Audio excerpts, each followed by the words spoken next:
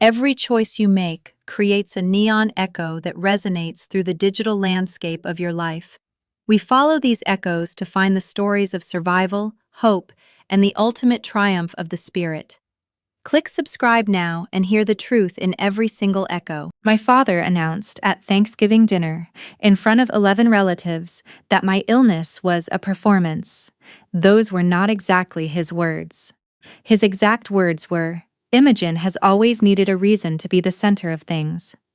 But then he looked around the table and added, "And now she's got her little diagnosis to do it for her." He said the word diagnosis the way some people say participation trophy. My mother nodded from the other end of the table. My brother Craig reached for the rolls. I want you to understand what that room felt like, because the warmth of it matters. It was a real Thanksgiving. My aunt's candied yams were on the table. My cousin's kids were running laps around the living room, and someone had put on a football game nobody was actually watching. It smelled like butter, and the particular wood smoke my parents' house always carries in November. I had driven 14 in Nashville traffic to be there. I had brought a pie. And my father pointed his fork at me and told his family that my lupus was a strategy. My mother's addition came a minute later, quieter, but aimed the same direction. "If you're well enough to drive here, you're well enough to help. We stopped making excuses for you a long time ago, sweetheart. It's time you stopped making them for yourself." Craig didn't say anything. He just smiled at his plate, the particular smile of a man who's been waiting a long time for someone else to say the thing he'd been thinking. I didn't raise my voice. I didn't cry. I have sat in doctors' offices and heard things that were harder to hear than this. And I have learned that the body has a setting below panic, a kind of flat, clear stillness that kicks in when something is too large to process in real time. I went to that place. I took my phone out of my cardigan pocket. I dialed a number I knew from memory. It rang twice. "This is Imogen Castle," I said, in the voice I use for business calls. "I'm the primary coordinator and billing contact for Franklin Castle. I need to remove myself from the account, effective today, all scheduled services, auto payments, and coordinator access." My father had stopped chewing. I answered the question before the woman on the line could ask it. He still needs his care. Someone just needs to take over managing it. That person won't be me anymore. I hung up. I set the phone face down next to my untouched plate. I folded my hands and I waited. Nobody said anything for a moment.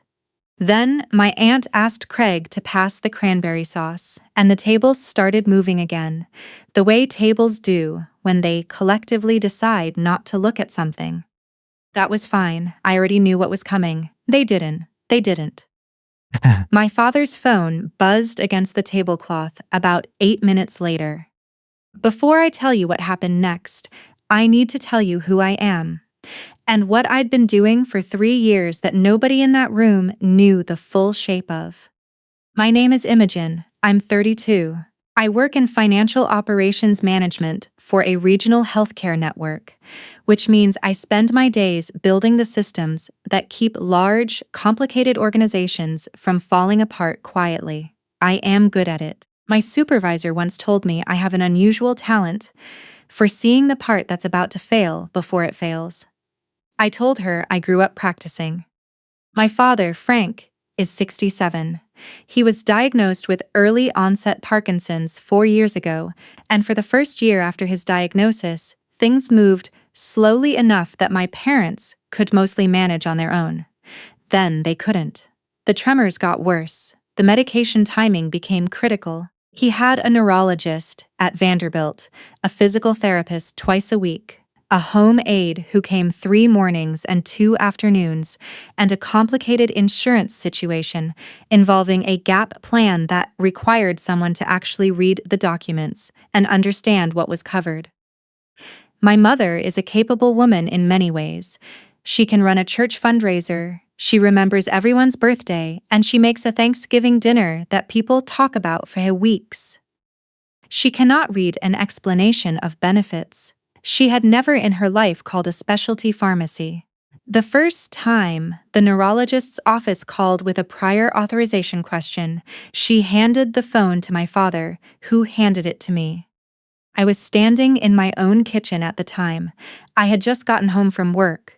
My coat was still on. That was how it started. I want to be honest about something, because this story only makes sense if I am. I did not take over my father's care because someone asked me to. I took it over because I am the kind of person who cannot watch a system failing from the inside and do nothing. When the aide scheduling fell through the first time, I didn't call my brother. I called the agency. When the insurance company denied a claim for his physical therapy, I didn't tell my parents to figure it out. I filed the appeal myself on a Tuesday night while my dinner got cold on the counter. Nobody asked me to, nobody thanked me, and after a while nobody noticed it was happening at all. By the time of that Thanksgiving, I had been the invisible center of my father's care operation for 3 years. I was the emergency contact on every form. I had the login to the patient portal. I had the care coordinator at the home health agency programmed into my phone under her first name, Gloria, because I talked to her more than I talked to most of my friends. I set up the autopay for Gloria's hours, $780 a month, quietly and without announcement, because asking to be reimbursed would have required me to explain the invoice, and explaining the invoice would have required my parents to acknowledge the invoice existed, and acknowledging it existed would have required them to say thank you. And they had already decided, somewhere along the way, that what I did wasn't help. It was just Imogen being Imogen. Meanwhile, my brother Craig drove my father to one neurology appointment in 14 months, took a photo in the waiting room, posted it with the caption, "Grateful for this guy," and collected 37 likes and 6 comments about what a devoted son he was. My mother forwarded those comments to relatives. My aunt texted her back that Craig was a blessing. I have the timestamps of Craig's visits in my father's patient portal log. I have the dates of every appointment I scheduled, every refill I authorized, every insurance call I made. I kept records because I work in healthcare operations, and record keeping is not a habit I can turn off. I didn't keep them to use them. I kept them the way nurses wash their hands even when no one is watching. It's just what I do.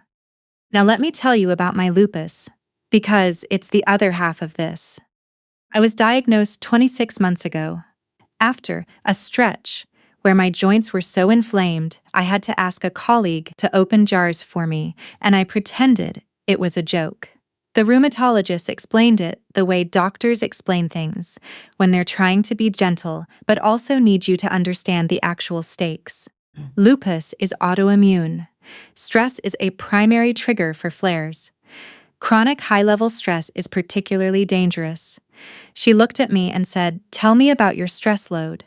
And I started talking, and she stopped taking notes and just looked at me. "You're going to have to make some changes," she said. I didn't make the changes. 11 months after my diagnosis, I had a flare serious enough that I spent 4 days in the hospital. My kidneys were involved. My rheumatologist, Dr. Beaumont, was not surprised, and she said so plainly. She had told me what would happen if I didn't reduce my stress load. I had said I understood, and then I had kept going home and spending my evenings managing my father there because there was nobody else doing it, and I couldn't figure out how to stop without everything falling apart. The week I was hospitalized, my father had had a concerning fall. He hadn't broken anything, but his neurologist wanted to adjust his medication protocol. And someone had to coordinate the adjustments between the neurologist's office, the pharmacy, and Gloria. I made those calls from my hospital room. I had an IV in my arm and a view of a parking garage, and I was on hold with the specialty pharmacy for 22 minutes on a Tuesday afternoon. My parents knew I was in the hospital. My father called once. He asked me to check on whether the prior authorization had gone through for his new physical therapy schedule. I checked. It had. Craig sent a gif of a cat waving. I am telling you this not because I want you to feel sorry for me. I'm telling you because when my father sat at the head of the Thanksgiving table and called my diagnosis a convenience, he was not a man who didn't know better. He was a man who had watched me coordinate his care from a hospital bed and had decided that what he needed from that situation was the prior authorization, not a reason to change anything. His cruelty wasn't ignorance, it was architecture. He had built a version of me that could be dismissed, because the alternative version, the one who was genuinely sick, genuinely sacrificing, genuinely keeping his whole life running while her own body was staging a revolt, that version would have required him to feel something he didn't know how to feel. So he built the other one instead, and my mother helped. And Craig moved into the space they cleared. I spent 2 years trying to earn my way out of the version they'd built. I thought that if I could just be indispensable enough, visible enough through my results, even if invisible, in my effort, they would eventually look up and see me. That's the part of this I am least proud of. I was not managing my father's care purely out of love. I was trying to prove something to people who had decided not to be convinced. You can't do that. You can only keep trying and mistake the exhaustion for devotion until something finally stops you. The phone buzzing on the tablecloth stopped me. My father answered with his good mood voice, the one he keeps for calls he thinks are easy. I watched it leave his face in stages. The smile first, then the color, then something behind his eyes that I recognized as a man realizing the floor had shifted. He said, "What do you mean the account is closed?" He listened. "No, she's right here, she's sitting right." He listened again. His hand went flat on the table. He looked up at me. "They said you're the only name on the file." His voice had gone very careful, for everything. "Yes," I said. The room was listening now, but quietly, the way rooms do when they sense something is happening that they don't fully understand yet. "The payment," he said, "and the coordinator, and all of it," I said, "yes." He brought the phone back to his ear. I watched him try to take control of the conversation with the tone of a man accustomed to being in charge, and I watched that not work. The woman on the line had no reason to negotiate. The account holder had called and made a lawful change. There was nothing my father's voice could do about it. When he hung up, he didn't look at Craig. He didn't look at my mother. He looked at me, and the look on his face was not anger. Anger was what I had expected. What I got was something rawer and harder to watch, the specific expression of a person who has just understood that a system they relied on was not a system at all. It was a person, and the person had just walked out. I picked up my purse. I thanked my aunt for hosting. I said the pie was in the kitchen, already sliced, and I drove myself home through the cold dark of a Nashville November with the heater running and both hands steady on the wheel. The next morning was a Friday. Gloria called me at 7:14 a.m. She was professional about it, because Gloria is always professional. She had not received her bi-weekly payment. The auto-pay had not processed. She had tried the number listed on her agency contact sheet and gotten a voicemail that was, apparently, my voicemail because I was the number on the agency contact sheet. She wanted to know if everything was all right. I told her everything was all right, that I had made some changes to my father's care arrangements, that the agency would be in touch with my parents directly to establish a new billing contact, and that I was sorry for any confusion. She paused, and then she said, softly, "He's going to be okay, isn't he? Your dad." "He's going to be fine," I said. "He just needs someone to actually pick up the phone when they call."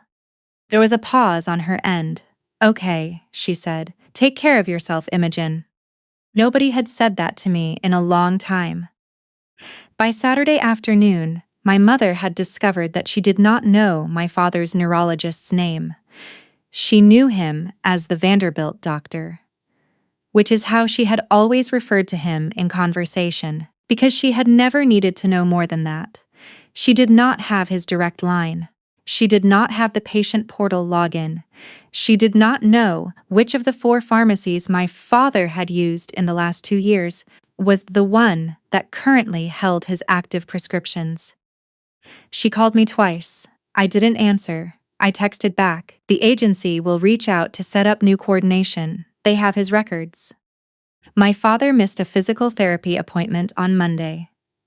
The transport service, a medical transport company I had researched, enrolled him with, and set on a recurring schedule, had no active booking for him.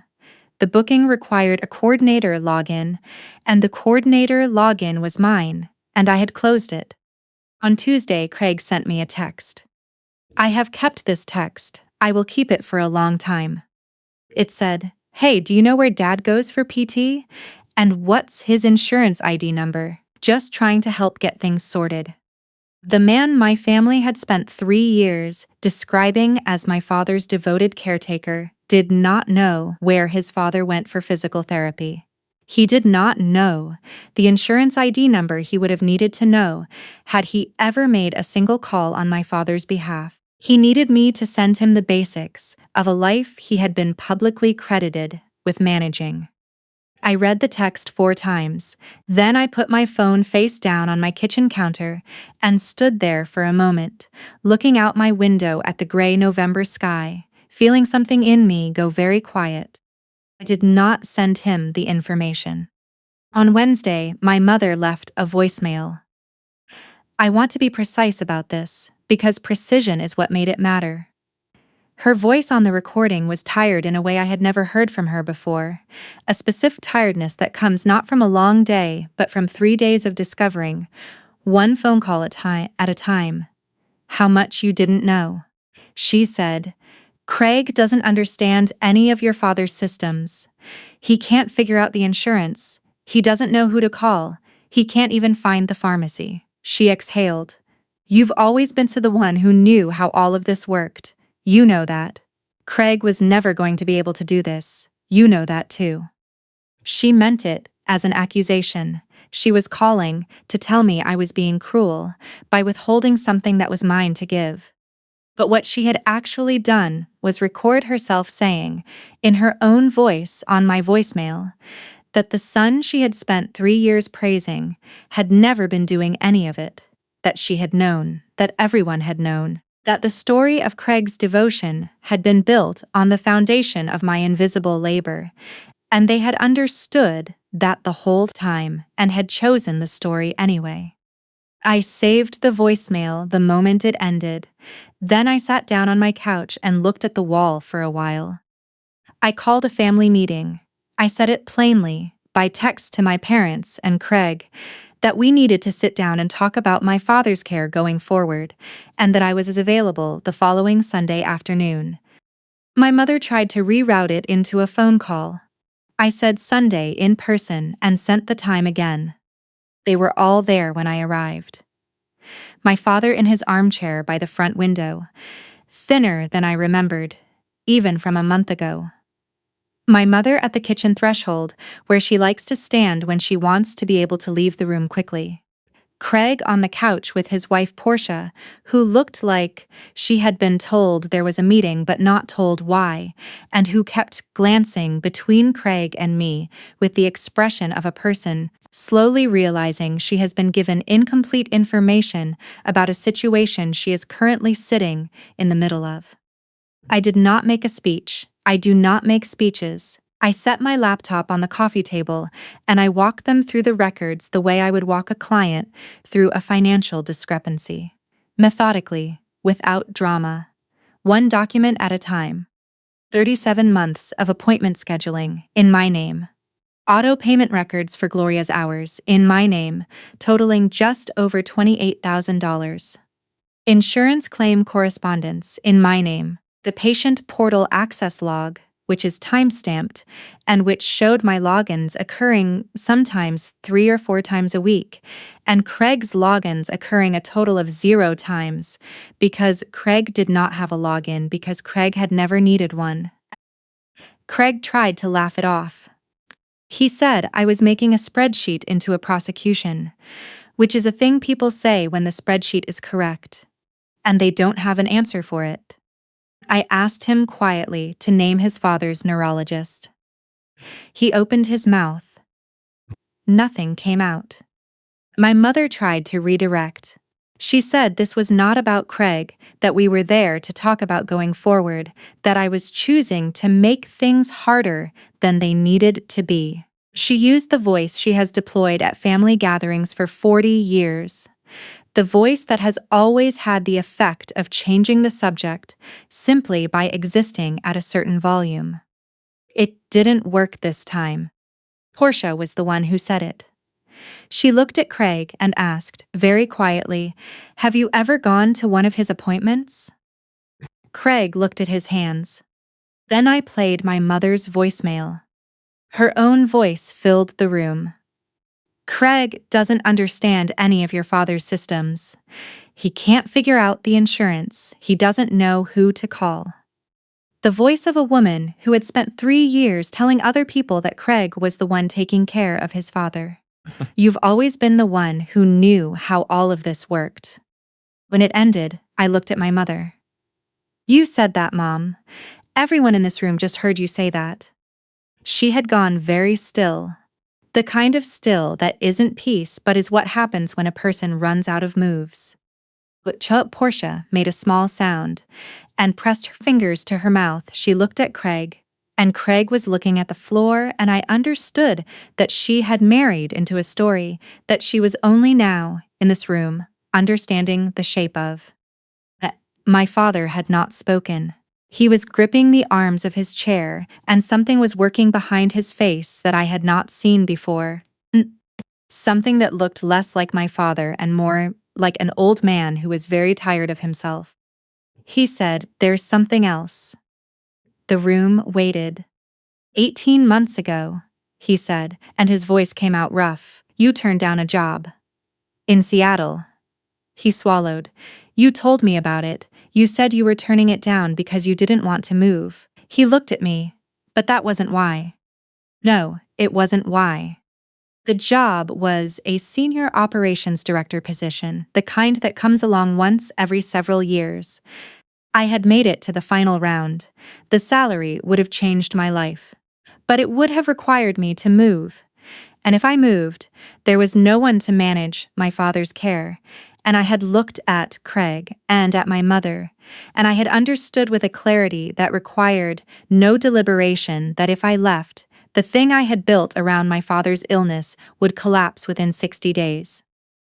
So I told the hiring manager I was withdrawing my application. I told my family I had decided Seattle wasn't a fit. Nobody asked a follow-up question. "I knew," my father said. "I figured it out about 4 months after. The timing and the things you'd said." He stopped. "I never said anything." "No," I said, "you didn't. Because if I said something, I would have had to." He stopped again. His jaw was working. "You were going to be fine." That's what I kept telling myself. You were going to be fine, and I needed things to stay the way they were, and it was easier to believe you were. That you were dramatizing your illness, because if you were sick, really sick, and you were doing all of it anyway. He didn't finish the sentence. He didn't have to.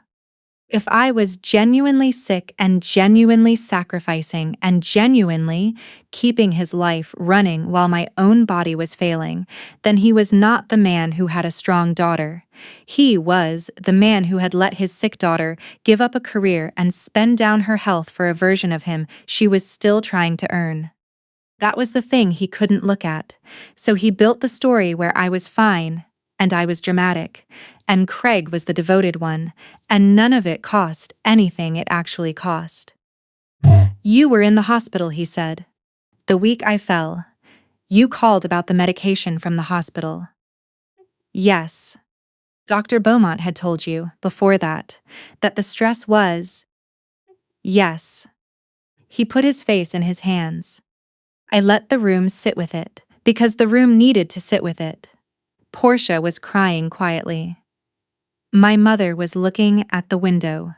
Craig still had not looked up from the floor, and I understood that the specific shape of his silence was not guilt about my father's care. It was something closer to shame about his own reflection, which is different and smaller, and, in that moment, entirely appropriate. Here is what happened after, because I am not going to leave you with a scene. I found a licensed home care agency with professional coordinators. I set up the account in my parents' names, with my parents as the billing contact and emergency decision makers. The monthly cost is just over $2,000, which is roughly what my labor and my quiet payments had been worth, except now it shows up on a bill that my parents receive and pay themselves. They see the number every month. They know what it is now. My name is not on any of it. The money I stopped sending to my father's care account, I redirected. My rheumatologist had recommended a biologic medication for 18 months that I had been putting off because of cost. I started it in January. I won't tell you it fixed everything. Lupus doesn't work that way. But I went 63 days without a significant flare, which was the longest stretch in 2 years, and my rheumatologist looked at my blood work and said, "Whatever you changed, keep doing it." I told her I had stopped carrying something I should have put down a long time ago. She wrote something in my chart. Craig didn't take the unraveling gracefully.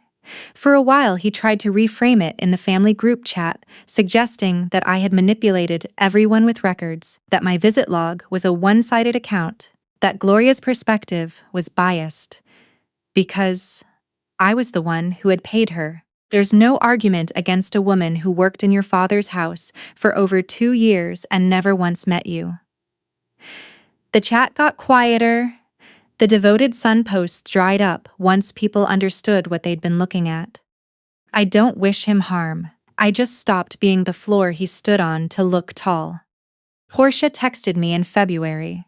She said she'd had no idea and that she was sorry, and she asked if I would be willing to have coffee sometime. I said yes. We haven't scheduled it yet. I think we probably will. My mother and I are not close. I don't expect that to change.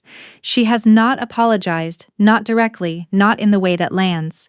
She sent me a birthday card in March that said she loved me. I read it, and I felt the old pull, the desire to translate that into more than it was. I put the card on my refrigerator, and I let it be what it was. A woman who loves me in the only way she knows how, which has never quite been enough, and which I have finally stopped trying to supplement with my own labor. I went to see my father in April. Once. Just the two of us on a Thursday afternoon. He was in his chair by the window, and the light was coming in the way it does in spring, and he looked small in a way he hadn't looked when I was a child, and he was the man who knew every answer. He didn't ask me about medication schedules. He didn't ask me to handle anything. He looked at me for a long moment and said, "I want to know my daughter, not the coordinator." I let myself confuse those two things for a long time, and I am sorry. If it's too late for that, I understand. I didn't tell him it wasn't too late. I didn't tell him it was. I stayed for 2 hours. We talked about things that had nothing to do with his care. He told me about a book he was reading. I told him about a project at work. It was awkward in places, the way conversations are, when two people are finding out whether there is anything left between them once the transactional layer is gone. I think there might be. I'm not in a hurry to find out. I enrolled in a graduate program in the fall, Healthcare Operations Leadership. I've wanted to do it for years and kept moving it to the back of the line. The first week of class, a professor asked us to write one sentence about why we were there. I wrote, "Because I am better at building systems than I am at being trapped inside them." She circled it and wrote good in the margin.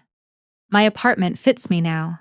I rearranged it last spring, just because I could, just because it was mine and I had time I hadn't had in years, and I wanted it to feel like a place I lived in by choice, rather than a place I returned to recover from everywhere else.